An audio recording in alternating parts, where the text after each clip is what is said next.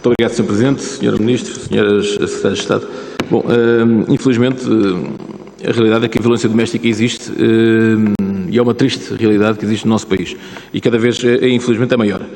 No programa do Orçamento do Estado de 2022 e no programa do Governo, houve um compromisso por parte deste com o reforço das respostas de apoio às vítimas de violência de género e às vítimas de violência doméstica, dando prioridade às medidas de proteção às vítimas, designadamente no âmbito do apoio das estruturas de atendimento e de acolhimento, do apoio e reforço psicológico e psicoterapêutico das vítimas, incluindo as crianças e jovens, com base em abordagens focadas no trauma e da produção de materiais e campanhas de informação, alerta e segurança em articulação com os órgãos de comunicação social.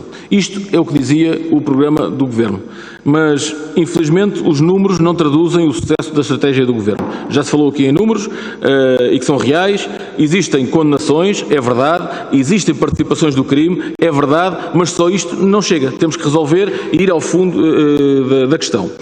Este é o crime que mais mata em Portugal. Só este ano já morreram 22 mulheres no contexto de violência doméstica, o que é de veras preocupante e que já se percebeu que vão ultrapassar os números de 2021, onde morreram 21 mulheres.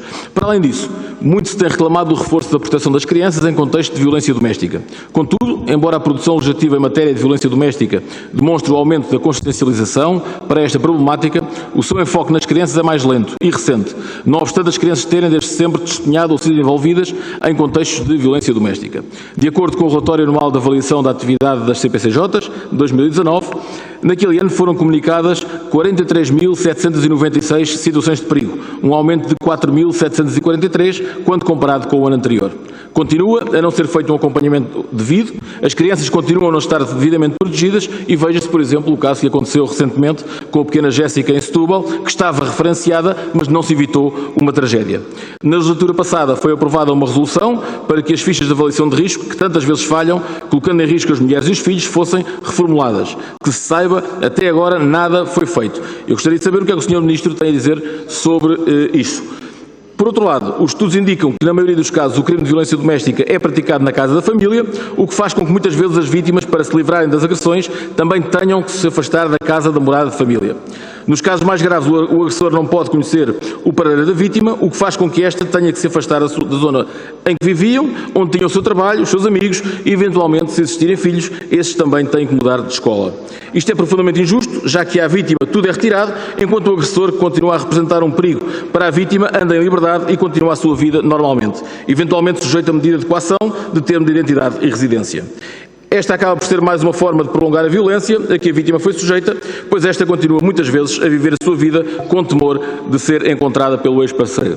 O ideal seria ser o agressor a ser afastado e não as vítimas. Por isso, aquilo que pergunto, Sr. Ministro, o que é que tem sido feito neste âmbito? Que meios têm as forças de segurança para acompanhar este tipo de situações e para assegurar que, quando uma vítima é sinalizada, que se consegue efetivamente mantê-la em segurança?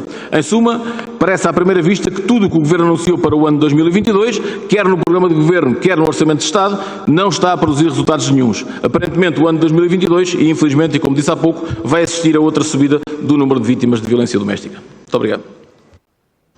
Muito obrigado, Sr. Presidente, Sr. Ministro, Sras. Secretárias de Estado.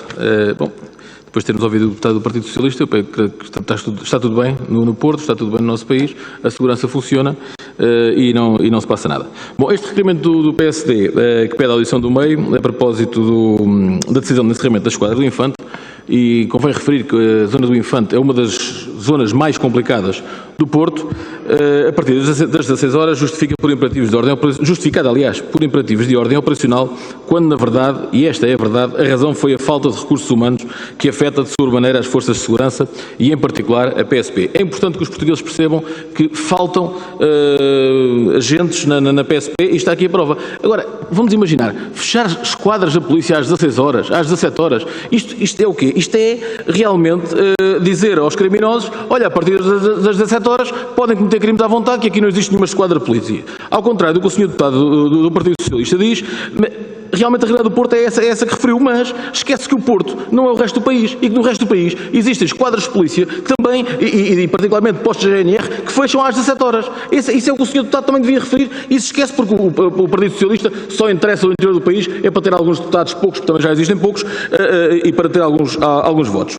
É importante referir as declarações à TSF em julho passado do Presidente do Sinapol, que considera urgente fazer uma reavaliação da exposição no terreno dos elementos da Polícia de Segurança Pública e fazer uma gestão criteriosa dos recursos humanos, sob pena de continuarem a fechar esquadras e faltarem carros de patrulha e policiamento na rua.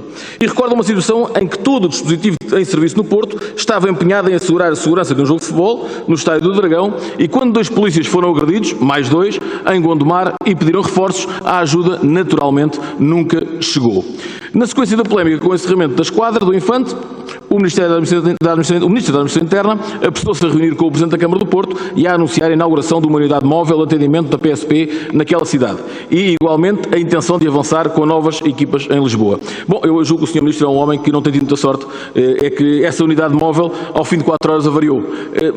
Talvez pela idade que tinha também, porque já tinha 20 e muitos anos, também já estava quase obsoleta, e ao fim de 4 horas o que é que aconteceu? Aquelas imagens degradantes que todos vimos na televisão e na comunicação social, com esta viatura a ser rebocada pela avaria que tinha. Há algumas conclusões a tirar que nos parecem óbvias. A solução de postos móveis é apenas uma resposta conjuntural à alegada subida da criminalidade e não uma resposta estrutural a este problema. E, em segundo lugar, é inegável que o encerramento de uma esquadra da PSP contribui sempre para a percepção de insegurança por parte da população.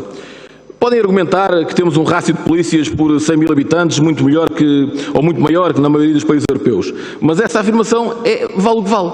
Vale o que vale, porque, ao fim e ao cabo, ao povo português, pouco interessa o que passa em Madrid, em França, em Itália, onde quiserem. O que interessa é o que se passa e o que eles sentem na pele todos os dias. E o que sentem é que sentem um clima de insegurança, não chegam os agentes. E volto a dizer o que se passa no interior do país. Polícias sem meios, esquadras da polícia sem homens, esquadras sem condições, computadores e material obsoleto. Olha, vou-lhe contar uma coisa, Sr. Ministro, não sei se sabe, mas se não sabe, devia saber. O antigo Ministro da Administração Interna, o Ministro Eduardo Cabrita, prometeu ao Presidente da Câmara de Monforte, no distrito de Porto Alegre, onde o Partido Socialista tem os únicos 2 deputados que lá são eleitos, eu percebo que eles às vezes falam um pouco de Porto Alegre, aliás, eu não os ouvi falar ainda de Porto Alegre desde que foram eleitos, prometeu videovigilância ao atual Presidente da Câmara. Até agora, nada. Os cafés em Monforte fecham às 3 da tarde. Repare bem na insegurança que se vive naquela vila. E isso é importante nós esclarecermos e dizermos aqui e as pessoas perceberem isso. Os cafés fecham às 3 da tarde. É só ir a Monforte e vejam o que se passa lá. E depois, uma pergunta que lhe faço também, Sr. Ministro. Concorda ou não que os nossos polícias não têm proteção? Como é que pode haver uma média diária de 6 agentes a serem agredidos? Isto é uma coisa também, eu creio que todos os partidos deviam estar de acordo com isto e deviam fazer esta pergunta. O que é que se passa para haver estas agressões aos senhores agentes? Depois falou, e muito bem, que existe neste momento uma criminalidade mais violenta. É verdade, estamos totalmente de acordo com o Sr. Ministro. Agora, qual é a solução? É que realmente esses números que disse são verdadeiros, os criminosos são levados a tribunal, mas depois o que acontece? No dia a seguir estão na rua.